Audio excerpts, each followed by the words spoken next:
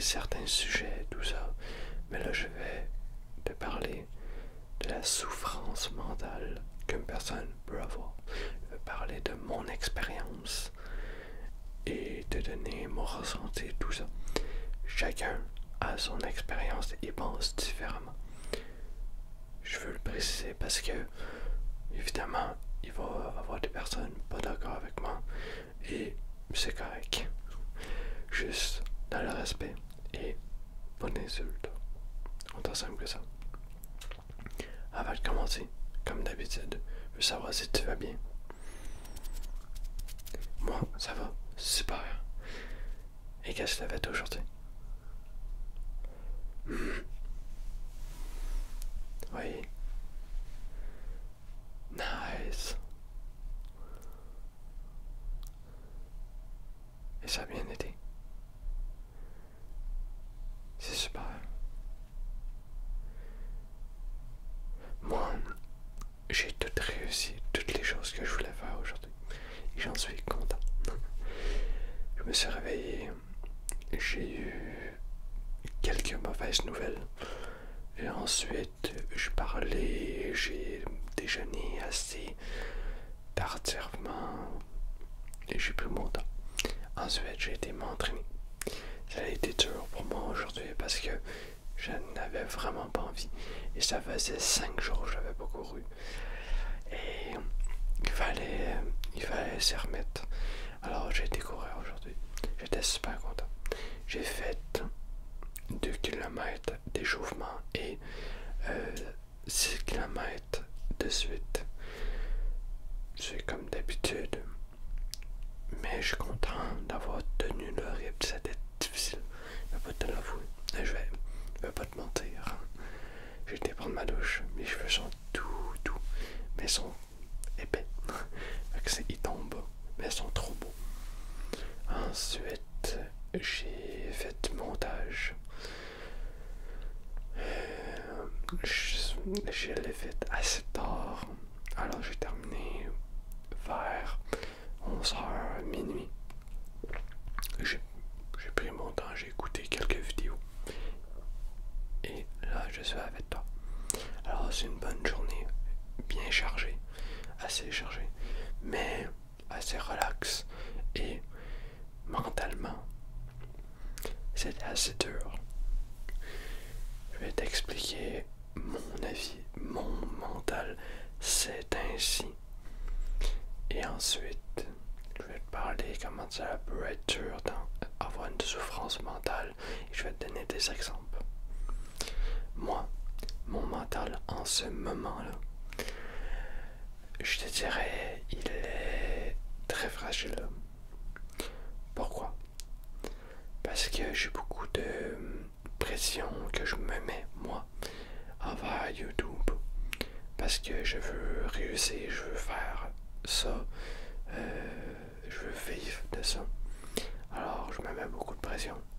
Mais par contre, j'ai toutes les choses à faire par la suite, comme le montage, la publication, tout ça. Mentalement, je trouve ça dur parce que oui, j'aime ça, mais avec toutes les choses par-dessus, c'est très difficile.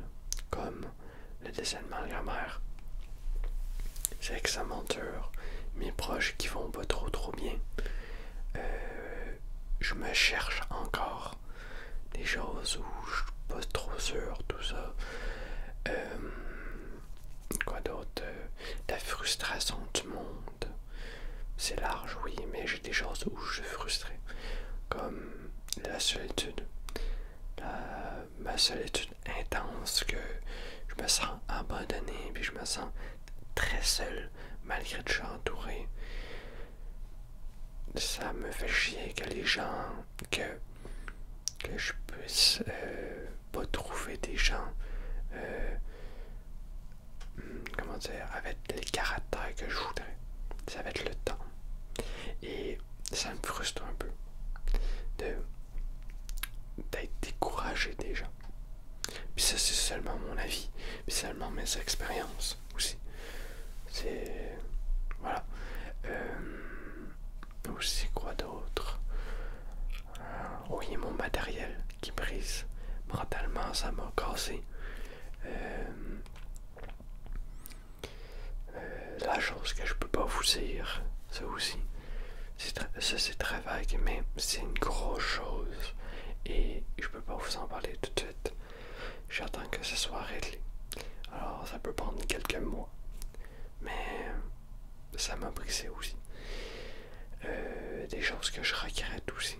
Alors tout ça cumulé, mon mental, vous le voyez avec les vidéos non constantes, tout ça, c'est très très très dur, vraiment très dur. Et aussi la vidéo qui est sortie, ma dernière vidéo sur le trouble de personnalité limite. Mes médecins me croient pas que que je ne peux pas travailler à cause de ça. Alors ça met tout ça en paquet. Ça met beaucoup de stress, de pression et mentalement ça craque.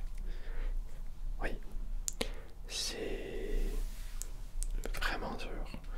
Et en vrai, je trouve ça dommage, mais ça va me forger. Et je trouve ça très dur. C'est ainsi. Je l'ai dit assez souvent, je pense. Mais revenons sur la souffrance mentalement. La souffrance mentalement, c'est à long terme, c'est extrêmement dur. Puis ça peut plusieurs souffrances mentalement. La souffrance mentalement sur la frustration. Être frustré d'un truc de la société, d'une situation, n'importe quoi. Ça, mentalement, ça peut faire beaucoup de ravages. J'ai pas le bon mot, ravage, non. Je sais plus. Mais ça peut vraiment être destructeur. Surtout de la colère et de la souffrance mentale en plus, c'est destructeur. En long terme, c'est vraiment beau. De la souffrance, de la tristesse, ou t'encaisses de ta tristesse. Ça peut être ça avec de la colère aussi, une rupture amoureuse, de la tristesse et de la colère parce que tu regrettes des choses ou certains trucs, de le regret que lui, je le trouve un petit peu moins pire parce que c'est tes gestes, alors tu peux t'en vouloir, mais c'est pas, je trouve mentalement, ça peut dépendre de quel acte. Si c'est vraiment un accident puis c'est toi, oui, j'imagine que mentalement ça peut être extrêmement dur. La souffrance mentale sur quoi d'autre,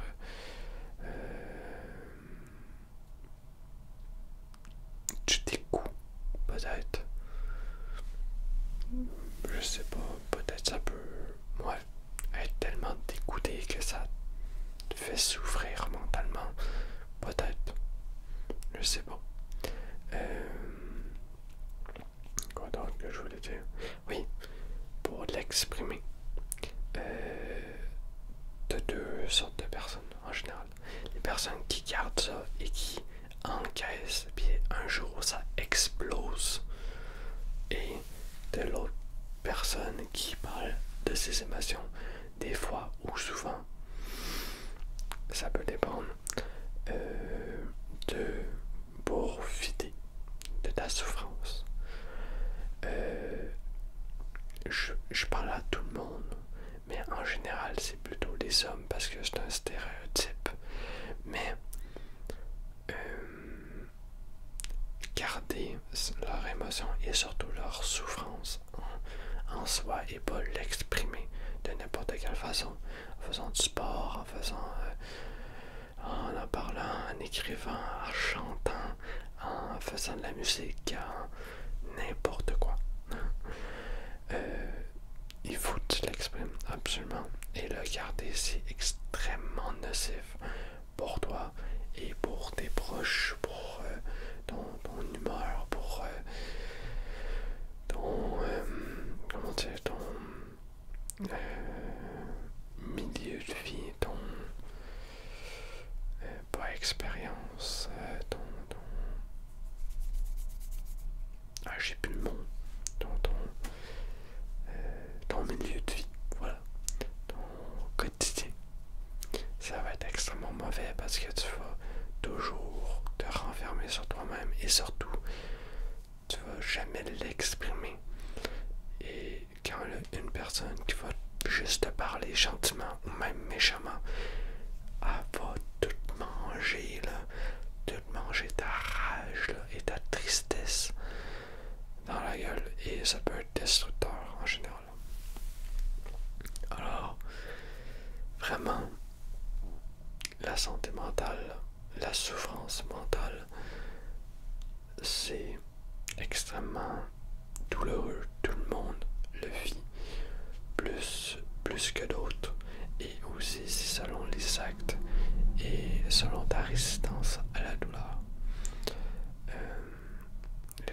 Moi, j'ai appris à être exigeant avec moi-même, mais pas trop, mais juste assez pour me motiver, pour pas trop m'en mettre, mais juste me motiver. Parce que si on s'en met trop, ça te fait souffrir mentalement. Je te donne un exemple, une routine trop stricte. Mais un jour, tu vas plus tenir et tu vas arrêter tout. Et voilà, c'est des choses extrêmement dures que certaines personnes qui arrivent à gérer mentalement ces souffrances et d'autres ont beaucoup plus de difficultés à la gérer. Car soit ils savent pas la gérer ou ils savent même pas c'est quoi. Ils réfléchissent pas, ils s'en foutent. Plein de possibilités.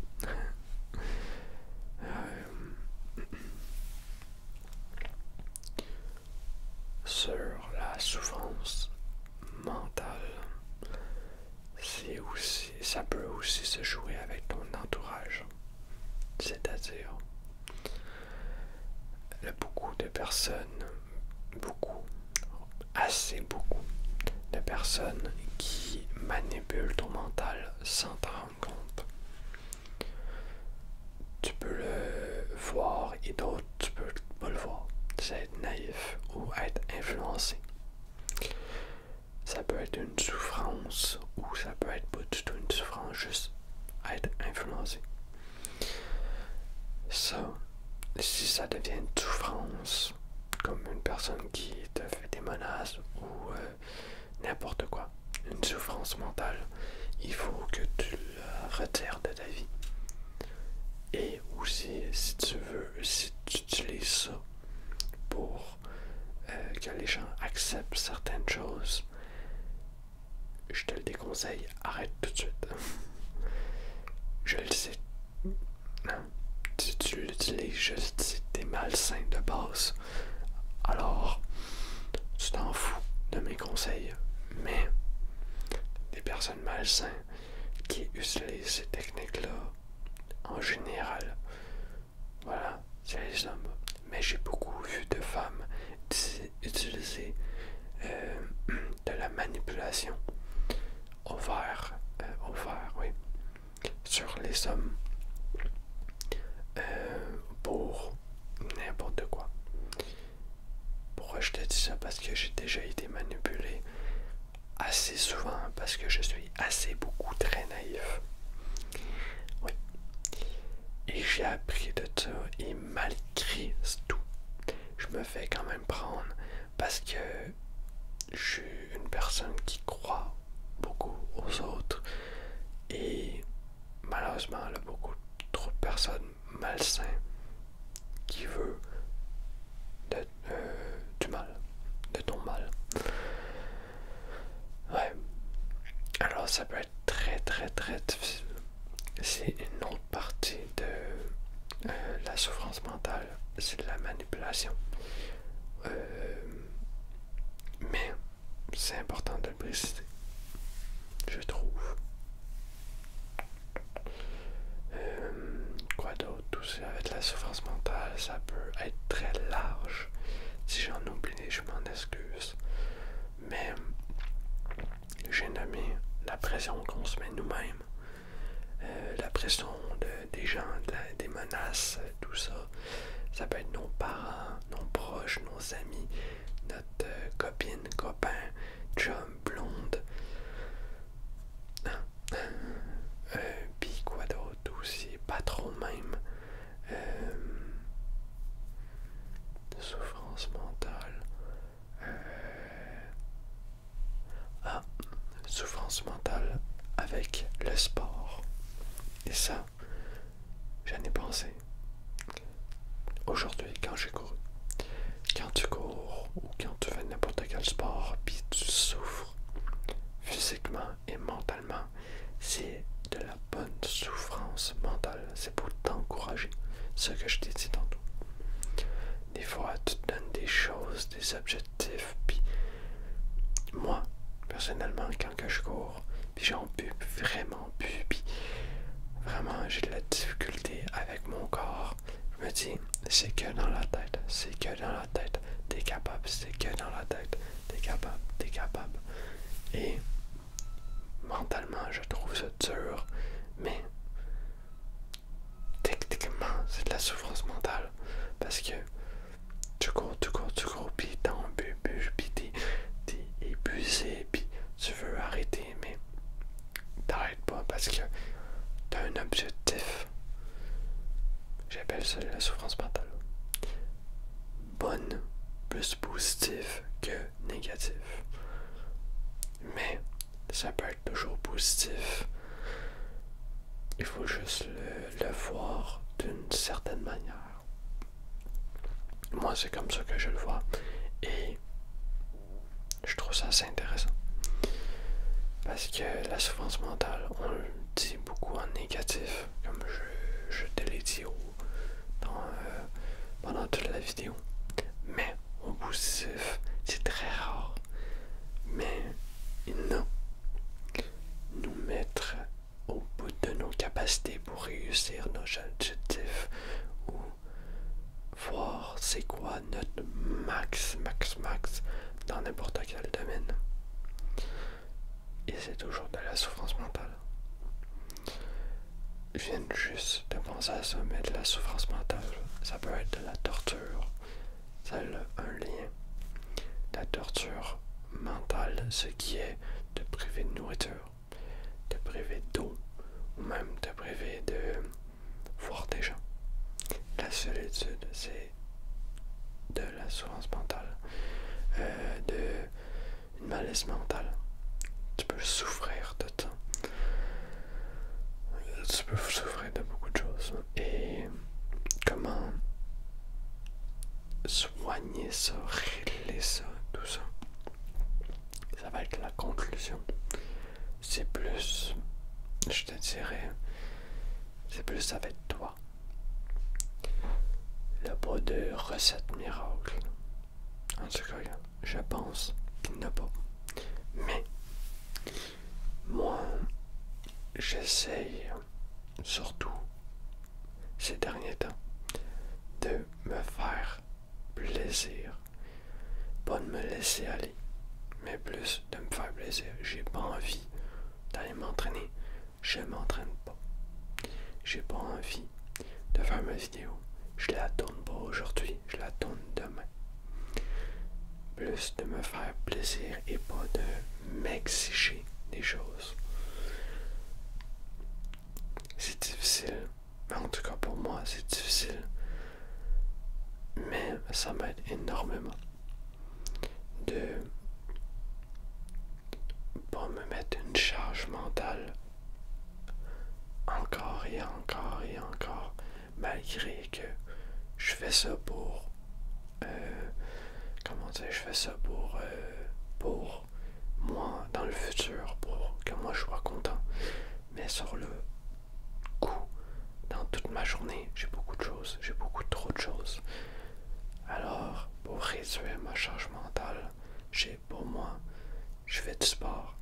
des vidéos et je fais, je fais des vidéos, mais je joue.